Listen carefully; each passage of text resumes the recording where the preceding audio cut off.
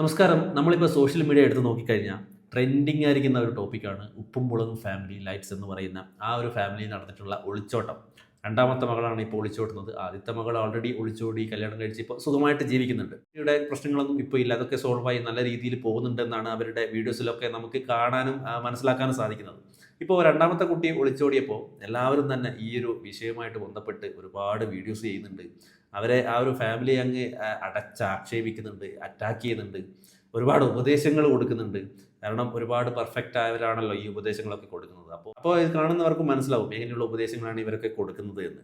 അപ്പോൾ ഞാനിവിടെ ആ ഒരു ഉപ്പും മുളകും ഫാമിലിയുടെ ആ ഒരു അവസ്ഥ അവർ ഇങ്ങനെ വിശദീകരിച്ചുകൊണ്ട് ഇത്രയും വലിയൊരു അറ്റാക്ക് സോഷ്യൽ മീഡിയയിൽ വന്നപ്പോൾ അവർ വിശദീകരിച്ചുകൊണ്ട് ഒരു വീഡിയോ അവർ ചെയ്തിട്ടുണ്ടായിരുന്നു. ആ വീഡിയോ ഏകദേശം ഒരു 50 മിനിറ്റെങ്ങാണ്ട് ഉണ്ട്. അപ്പോൾ ഏകദേശം മുഴുവനും ഞാൻ അത് ഇരുന്ന് കണ്ടു.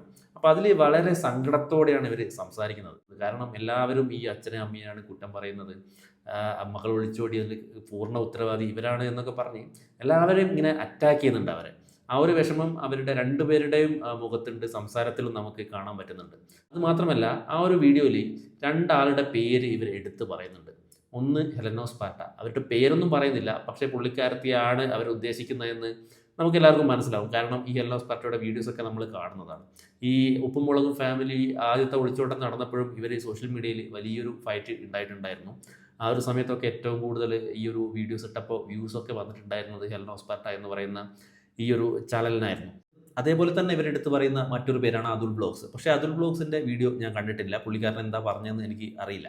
അപ്പോൾ അതിനെക്കുറിച്ച് ഞാൻ സംസാരിക്കുന്നില്ല. അപ്പോൾ ഈ ഒരു ചാനലിൽ, അതായത് ഹെലനോസ് പാട്ട, ധന്യ എന്നാണെന്ന് തോന്നുന്നു ആ കുട്ടിയുടെ യഥാർത്ഥ പേര്. ഈ 4-5 വർഷം മുമ്പൊക്കെ സോഷ്യൽ മീഡിയയിലൊക്കെ കത്തി നിന്ന ആളായിരുന്നു. നമ്മളെ ഈ ടിക്ടോക്കൊക്കെ ഉണ്ടായിരുന്ന സമയത്ത് ലൈവൊക്കെ പോയിട്ട് അത്യാവശ്യം ഫേമസ് ആയിട്ടുള്ള ഒരു പേരായിരുന്നു ഹെലനോസ് പാട്ട അല്ലെങ്കിൽ ധന്യ. ആരും അങ്ങനെ മറക്കാനൊന്നും വഴിയില്ല. കാരണം ഈ വാട്സപ്പ് സ്റ്റാറ്റസും അതേപോലെ തന്നെ ചെറിയ ചെറിയ കുഞ്ഞു ഷോർട്സ് വീഡിയോസൊക്കെ ആ സമയത്തൊക്കെ ഇങ്ങനെ ട്രെൻഡിങ് ആയിക്കൊണ്ടിരിക്കുന്നുണ്ടായിരുന്നു ഈ ഹെലനോസ് പാട്ടയുടെ.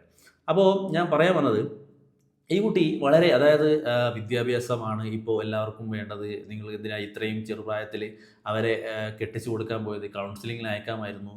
അതേപോലെ തന്നെ നിങ്ങൾക്ക് പൈസ ഇല്ലാത്തത് കൊണ്ടാണോ കല്യാണം കഴിപ്പിച്ചു കൊടുക്കാതിരുന്നത്? എന്തൊക്കെയോ അങ്ങനെ, എന്താ പറയുക, അതായത് ആ ഒരു അച്ഛനും അമ്മയും വളരെ മോശക്കാരായിട്ട് തന്നെയാണ് സംസാരിക്കുന്നത് ആ ഒരു ഫസ്റ്റ് വീഡിയോയിൽ. അപ്പോൾ ഈ ഹെലനോസ് പാർട്ടിയുടെ ആ ഒരു വീഡിയോ കണ്ടുകൊണ്ടായിരിക്കും ഈ അച്ഛനും അമ്മയും വന്ന് ഈ ഒരു കാര്യങ്ങളൊക്കെ ഈ ഒരു വീഡിയോയിലൂടെ പറഞ്ഞത്. അവർ ഒരു ആത്മഹത്യയുടെ വക്കിലാണെന്നും ഞങ്ങൾക്ക് എന്തെങ്കിലും സംഭവിച്ചാൽ ഇവരൊക്കെ ആയിരിക്കും അതിനൊരു കാരണം എന്നൊക്കെ ഇങ്ങനെ പറയുന്നുണ്ട്. അതൊക്കെ വിഷമം കൊണ്ട് പറയുന്നത്, അങ്ങനെയൊന്നും ചെയ്യാതിരിക്കട്ടെ. അപ്പോൾ ഹെലനോസ് പാട്ട എന്ന് പറയുന്ന ഈ ഒരു ആൾ ഫസ്റ്റ് തന്നെ വീഡിയോ തുടങ്ങുന്നതിന് മുമ്പ് പറയുന്നുണ്ട്, എനിക്ക് സാധാരണ സമയമൊന്നും കിട്ടാറില്ല ഇതേപോലെ റിയാക്ഷൻ വീഡിയോസ് ഒന്നും ചെയ്യാൻ. പക്ഷേ ഞാൻ വർക്ക് കഴിഞ്ഞ് ഓടി വരുന്ന സമയത്ത് എനിക്ക് ഒരുപാട് പേര് ഇൻസ്റ്റാഗ്രാമിൽ മെസ്സേജ് അയക്കുന്നു, ഉപ്പും മുളകിൽ ഫാമിലിയിൽ സംഭവിച്ചത് കണ്ടോ, അങ്ങനെ ഞാനിവിടെ ഇപ്പോൾ 8:30 മണിയായി, ഞാൻ ഡ്രസ്സ് പോലും മാറിയിട്ടില്ല, മുഖം പോലും വാഷ് ചെയ്യാതെ അത് നേരെ വീഡിയോയുടെ മുമ്പിൽ വന്നിരിക്കുകയാണെന്ന്. അതെന്തുകൊണ്ടാണ് അങ്ങനെ വന്നിരുന്ന് വീഡിയോ ചെയ്തതെന്ന് ഞാനിവിടെ ഒരു സ്ക്രീൻഷോട്ട് കാണിച്ചു തരാം, എന്നിട്ട് ഞാൻ സംസാരിക്കാം. ഈ ഒരു സ്ക്രീൻഷോട്ട് എന്ന് പറയുന്നത് എനിക്ക് ഒരു വീഡിയോസിന് കിട്ടിയ റവന്യൂ ആണ്. ഈ ഒരു റവന്യൂ എന്ന് പറയുമ്പോൾ നിങ്ങൾക്ക് ഇവിടെ കാണാൻ പറ്റുന്നുണ്ട്, $59 കിട്ടിയിട്ടുണ്ട്. ഏകദേശം 1,35,000 വ്യൂസ് ആ ഒരു വീഡിയോന് വന്നിട്ടുണ്ട്. അതൊരു ചെറിയ വീഡിയോ ആണ്.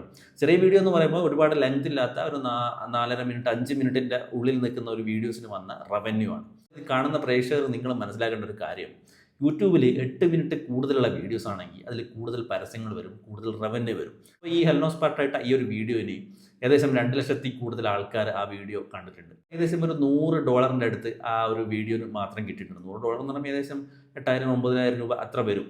ഇതവിടെ നിൽക്കട്ടെ. ഇനി നമ്മൾ ഈ ഹെലനോസ് പാർട്ടിയുടെ ചാനൽ എടുത്ത് നോക്കിക്കഴിഞ്ഞാൽ, നിങ്ങൾ ഈ ചാനലിൽ ഏറ്റവും പോപ്പുലറായിട്ടുള്ള വീഡിയോസ് നോക്കിക്കഴിഞ്ഞാൽ അത് ഈ ഉപ്പും മുളകും ഫാമിലിയുടെ വീഡിയോസാണ്.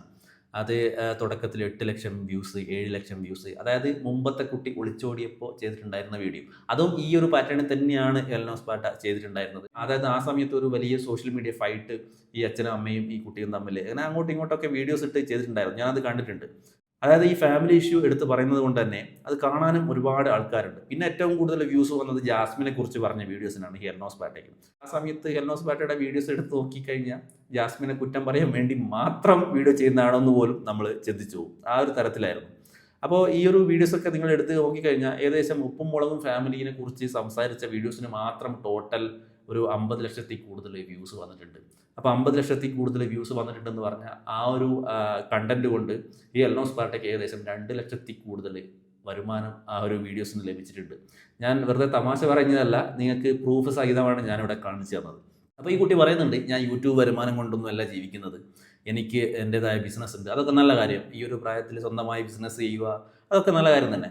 പക്ഷേ ഇത് നമ്മൾ മനസ്സിലാക്കേണ്ടത്, ഈ യൂട്യൂബിൽ വീഡിയോസ് ഇടുന്ന എല്ലാവരും തന്നെ പൈസക്ക് വേണ്ടി തന്നെയാണ് ഈ വീഡിയോ ചെയ്യുന്നത്. അല്ലാതെ ആ ഉപ്പും മുളകും ഫാമിലിയിൽ ആ ഒരു കുട്ടി ഒളിച്ചോടിയത് കൊണ്ട് എൽനോസ് പാട്ടയ്ക്ക് ഇവിടെ ഒന്നും സംഭവിക്കാൻ പോകുന്നില്ല.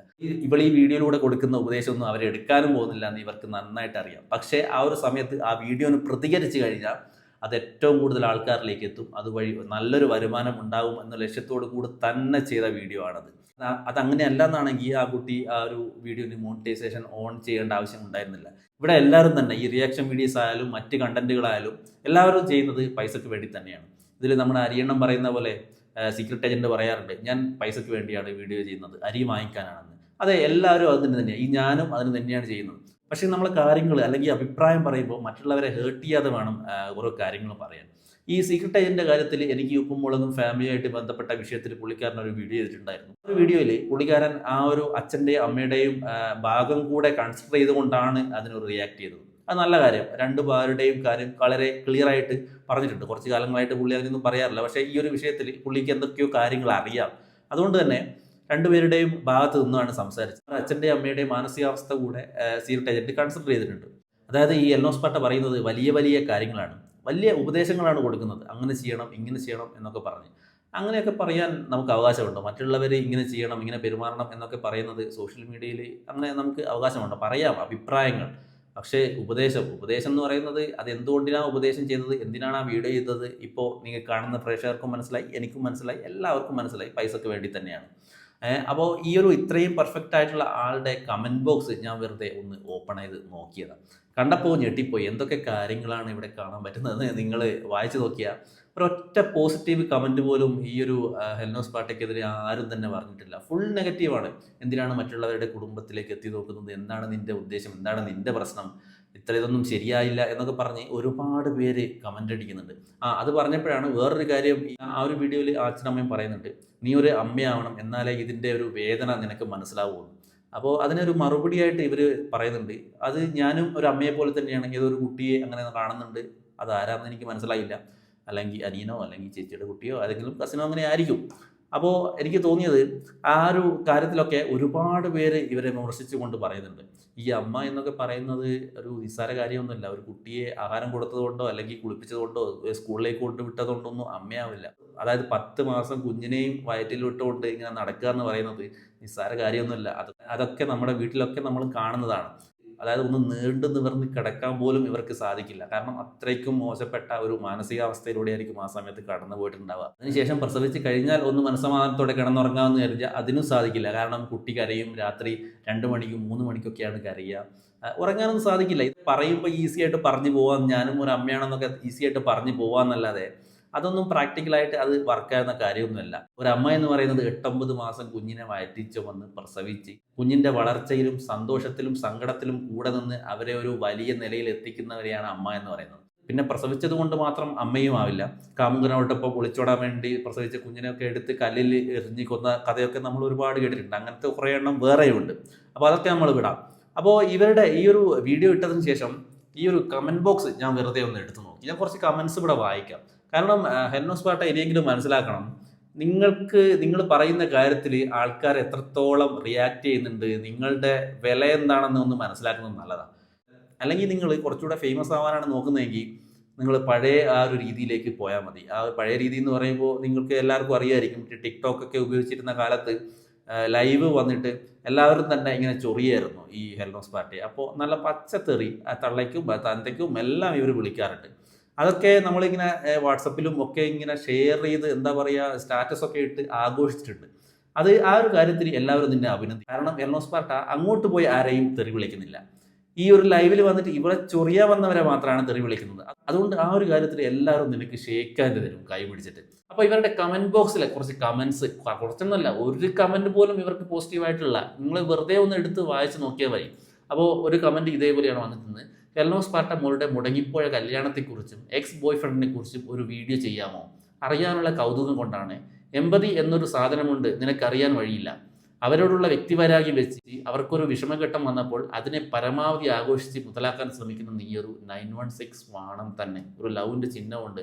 മുടങ്ങിപ്പോയ കല്യാണത്തെക്കുറിച്ചൊക്കെ പറയുന്നുണ്ട്. എല്ലോസ് പാട്ടയ്ക്ക് ഒരു കല്യാണം മുടങ്ങിയിട്ടുണ്ടോ? എനിക്കറിയില്ല. ഞാൻ അധികം അങ്ങനെ ഫോളോ ചെയ്യാത്തതുകൊണ്ട് എനിക്കതിനെപ്പറ്റി അറിയില്ല. ആർക്കെങ്കിലും അറിയുന്നുണ്ടെങ്കിൽ ഒന്ന് കമൻറ്റ് ചെയ്യാം. അടുത്തൊരു കമൻറ്റാണ്, ഈ പെണ്ണിൻ്റെ വിചാരം ഇവളെല്ലാം കൊണ്ടും പെർഫെക്റ്റ് ആണെന്ന. കുറേ ജാസ്മിനെ വെച്ച് കണ്ടന്റ് ഉണ്ടാക്കി. എന്ത് പറഞ്ഞാലും വാട്ട് എവർ ഇറ്റ് ഈസ്. ഇടയ്ക്കിടയ്ക്ക് പറഞ്ഞുകൊണ്ട് വരും. വെറുതെ അല്ല ആ ചെക്കൻ ഇട്ടുപോയത്, കർമ്മ എന്നുണ്ട്. എന്തായാലും ഒരു അമ്മ ആണത്, നിനക്ക് നിന്റെ ജീവിതം നോക്കിയാൽ പോരെ എന്നൊക്കെ പറഞ്ഞ് ഒരുപാട് പേര് ഇടുന്നുണ്ട്. കമന്റാണ്, അമ്മയാവാൻ പ്രസവിക്കണം, അല്ലാതെ ചുമ്മാ ആവാൻ പറ്റില്ല. ആ ഇമോഷണൽ ബോണ്ട് അറിയാൻ പ്രസവിക്കുക തന്നെ വേണം. അത് ഒരു 90% ശരിയാണെന്നാണ് തോന്നുന്നത്. ഒരു ഇമോഷണൽ കണക്ഷൻ വേണമെന്നുണ്ടെങ്കിൽ ആ ഒരു ബ്ലഡ് റിലേഷൻ വേണമെന്ന് തന്നെയാണ് എനിക്ക് തോന്നുന്നത്. പ്രസവിക്കാതെയും ഇങ്ങനെ ദത്തെടുത്തൊക്കെ ഒരുപാട് സ്വന്തം മക്കളെ പോലെ തന്നെ, സ്വന്തം ചോരയെ പോലെ തന്നെ വളർന്ന ഒരുപാട് പേരൊക്കെ ഉണ്ട്. എന്നാൽ ഇല്ലാതൊന്നും നമുക്ക് പറയാൻ പറ്റില്ല. പിന്നെ അടുത്തൊരു കമന്റാണ്, രനൂപ് പിന്മാറിയതിനെ കുറിച്ച് ഒരു വീഡിയോ ചെയ്യാമോ, ട്രെൻഡിങ് ആവും. ഈ രനൂപ് എന്ന് പറയുന്നത് ബോയ് ഫ്രണ്ട് ആയിരുന്നോ? എനിക്കറിയില്ല. അങ്ങനെയാണെങ്കിൽ കമൻറ്റ് ചെയ്യുക. ആരോ പിന്മാറിയതിനെ കുറിച്ച് ഒരു വീഡിയോ ചെയ്യാമോ എന്ന് ഒരാൾ ചോദിച്ചിട്ടുണ്ട് ഈ ഒരു കമൻറ്റ് ബോക്സിൽ. പിന്നെ വേറൊന്നാണ്, അമ്മ ആണെന്ന് പറയാൻ ആർക്കും പറ്റും ഹെലൻ, ഒന്ന് പ്രസവിച്ച് ഒരു കുഞ്ഞിനെ വളർത്തുമ്പോൾ അറിയാൻ വ്യത്യാസം. സത്യം തന്നെയാണ്, ഞാൻ എഗ്രി ചെയ്യുന്നുണ്ട്. പിന്നെ അടുത്തൊരു കമൻറ്റാണ്, സത്യം പറയാലോ, കഴിഞ്ഞ നിന്റെ വീഡിയോയിൽ കുറേ ഊഹാപോഹങ്ങൾ കേട്ടപ്പോൾ പുച്ഛം തോന്നി തന്നോട്. പിന്നെ താനും ഒരു പയ്യനും കുറേയായി കറങ്ങി നടന്നതും പിന്നെ അവനെക്കുറിച്ച് ഒരു വിവരവും ഇല്ലാത്തതും ഒക്കെ എല്ലാവരും ചോദിച്ചിട്ടും ഒരു വീഡിയോയും കണ്ടിട്ടില്ല. പ്രേമം എന്ന് പറഞ്ഞ് കറങ്ങി നടന്നു വീഡിയോ ഇട്ടു. അത് 8 തലയിൽ പൊട്ടി പാളീസായല്ലേ. എന്തുകൊണ്ട് ഇത്രയും നല്ലവൾ ആയ, ഇത്രയും നീറ്റായി ജീവിക്കുന്ന നിനക്ക് ഒരു റിലേഷൻ പോലും നല്ല രീതിയിൽ ജീവിക്കാൻ കഴിഞ്ഞില്ല? നീ അവരോട് അങ്ങനെ ചെയ്യൂ എന്ന് പറഞ്ഞ് ഉപദേശിക്കുന്നുണ്ട്. അതിന് മാത്രം നീ ആരാണ്? നിന്നെ ഇഷ്ടമായിരുന്നു, പക്ഷേ മറ്റുള്ളവരുടെ ജീവിതം എങ്ങനെയാവണം എന്ന് ഉപദേശിക്കാൻ ആർക്കും ഒരു അവകാശവുമില്ല. ഇനിയെങ്കിലും ഒരുത്തനുമായി സെറ്റാകുമ്പോൾ അത് പബ്ലിക്കായി വന്ന് പേക്കൂത്ത് നടത്താതെ നന്നായി ജീവിക്കൂ. റിലേഷൻ വിറ്റ് പൈസ ഉണ്ടാക്കാതെ ഇരിക്കും. നല്ലൊരു ജീവിതം നിനക്കും കിട്ടുമോ എന്ന് നോക്കാം. ഇങ്ങനെയൊക്കെയാണ് കമൻറ്റ്. എല്ലാവരും തന്നെ ഈ കുട്ടിയുടെ നെഗറ്റീവ് തന്നെയാണ് പറഞ്ഞത്. നിന്റെ കൂടെ ഉണ്ടായിരുന്ന രൂപേഷ് ചേട്ടൻ എന്താ നിന്നെ ഇട്ടുപോയി? നീ കൂടുതൽ നല്ലവൾ ആയതുകൊണ്ടാണോ, അതോ കൂടുതൽ സ്വഭാവ ഗുണം ഉള്ളത് കൊണ്ടാണോ? രൂപേഷ് ചേട്ടൻ. അപ്പോൾ നേരത്തെ വേറൊരു പേരായിരുന്നല്ലോ കണ്ടത്, രനൂപ്. അപ്പോൾ 2 പേര് അറിയില്ല. നമുക്ക് അറിയാത്ത കാര്യത്തെക്കുറിച്ച് സംസാരിക്കുന്നത് ശരിയല്ല. അതുകൊണ്ട് ഞാനൊന്നും കമൻ്റ് അടിക്കുന്നില്ല. അറിയാവുന്നവരുണ്ടെങ്കിൽ എന്തായാലും കമൻറ്റ് ചെയ്യും. അതായത് ഈ കമൻറ്റ് ബോക്സ് എടുത്ത് നോക്കിക്കഴിഞ്ഞാൽ നിങ്ങൾക്ക് മനസ്സിലാവും, ആരും തന്നെ ഈ എല്ലോസ് പട്ട എന്ന് പറയുന്ന ആളെ സപ്പോർട്ട് ചെയ്തുകൊണ്ടല്ല പറയുന്നത്.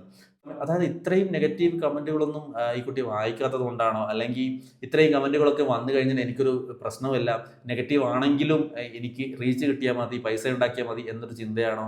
അതായിരിക്കും. കാരണം ഈ ഒരു ചില ആൾക്കാരുടെ മെൻറ്റാലിറ്റി, നമുക്ക് സോഷ്യൽ മീഡിയയിൽ അവരൊക്കെ പച്ചത്തെറിയായിരിക്കും വിളിക്കുന്നത്. പക്ഷേ അതൊന്നും അവരെ മൈൻഡ് ചെയ്യുന്ന അല്ലെങ്കിൽ എഫക്റ്റ് ചെയ്യുന്ന കാര്യങ്ങളല്ല. കാരണം അവർക്ക് റീച്ച് ഉണ്ടാവും.